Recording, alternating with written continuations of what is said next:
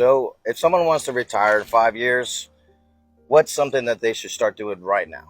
Well, the main thing is you got to figure out which of our six rings you're in on your financial journey. So, for example, if you're in ring one, which is survival mode, your first step is not going to be trying to invest in anything. Your first step is actually going to be to get yourself a side hustle, get an extra $1,000 to $1,500 per month in predictable money so that you're no longer trying to figure out how to put food on the table.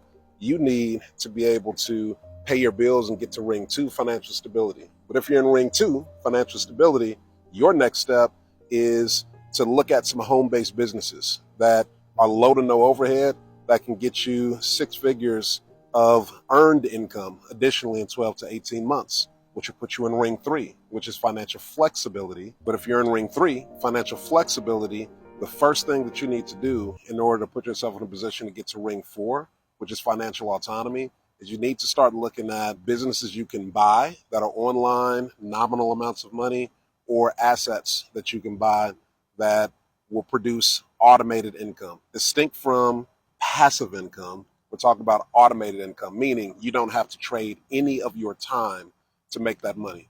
So think high ticket e-commerce business, something that you can buy where maybe one virtual assistant in a room somewhere can run it. It's not sophisticated. You're selling four-figure products online to a dedicated audience. And there's businesses you can buy that we vet that are already built, and you don't have to go and figure that out. But if you're in ring three, financial flexibility, the first thing that you need to do in order to put yourself in a position to get to ring four, which is financial autonomy, is you need to start looking at businesses you can buy that are online, nominal amounts of money, or assets that you can buy that will produce automated income. Distinct from passive income, we're talking about automated income, meaning you don't have to trade any of your time to make that money.